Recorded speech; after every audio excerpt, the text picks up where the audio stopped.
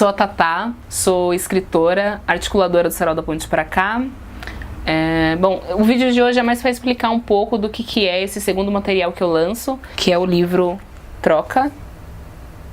Ele foi feito no ano passado por várias questões. Na época que eu tive a intenção de fazer o Troca, ele veio no lugar de um outro livro que chama Ascensão, que é uma pretensão de eu lançar o ano que vem, mas aí eu considerei algumas coisas e ele não estava pronto ainda para ser lançado. Só que eu tinha uma grana reservada para fazer esse material e aí decidi fazer o Troca, que são frases mais curtas para gerar uma reflexão. A Periferia produziu muito, assim, no ano passado, um material chamado Zine. E é um material feito de dobraduras, folha de sulfite, xerox. E aí, quando eu lancei o Troca, as pessoas associavam o Troca com esse Zine. Eu não gostava.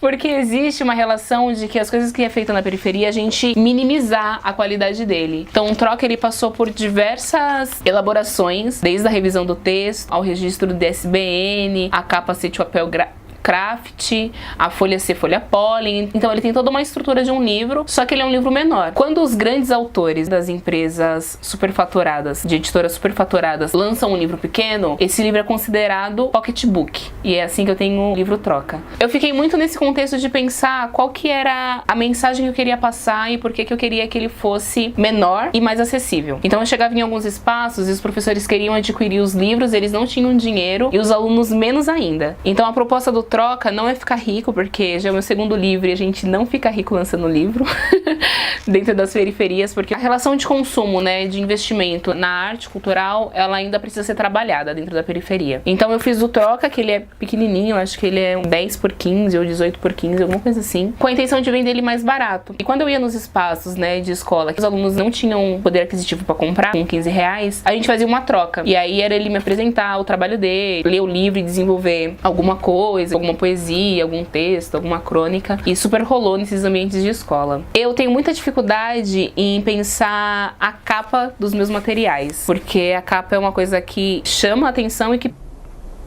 vende, né? E aí, como a proposta do livro era a troca, foi a última coisa a ser feita. E aí eu tive um instalo de um colar meu, porque eu me protejo com os colares, né? Eu sempre saio de colar e tal. E aí, um búzio de um colar meu caiu. E ele foi o último búzio que caiu. Quando essa pedra do búzio caiu, eu peguei ela na mão e eu fiquei numa reflexão muito grande, assim, né, de por que aquele alimento de búzio assusta tanto as pessoas que têm um desconhecimento sobre as religiões de matrizes africanas. E aí eu decidi fazer um estudo sobre o que era o búzio, para além da relação de matriz africana, e o búzio nos séculos 16 e 17, em alguns países da África Ocidental, ele era usado como moeda de troca. Então, troca, por conta de ser o capital daqueles países. Então ele dava o búzio e recebia o produto que ele queria, era como se fosse esse escambo. Para além dessa relação dele também ter uma função muito importante no jogo de búzios, no jogo de Fá, que é o jogo feito nas religiões de matrizes africanas, ele já foi a moeda de troca, foi esse elemento do jogo de búzios, mas antes de tudo isso, ele era simplesmente a casa de um molusco, que se desfaz dessa estrutura, e eu faço muita relação de que ele não tem um apego material. Então ele se desfaz daquela casca, troca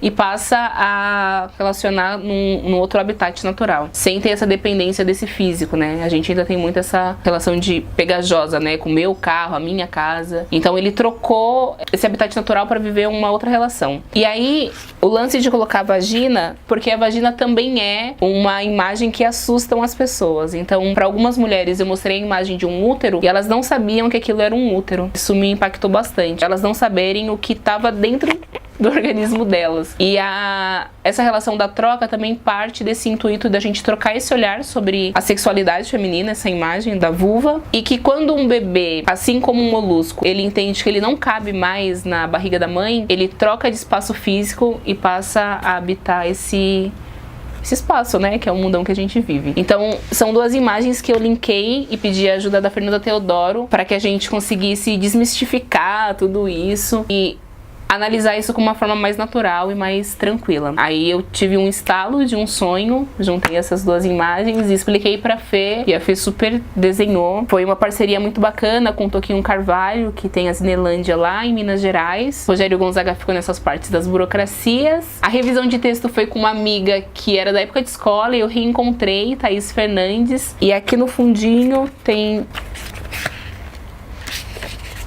essa foto Linda, maravilhosa. Que é da Jéssica Alves, de um trabalho que ela fez sobre a autoestima da mulher negra. Sim.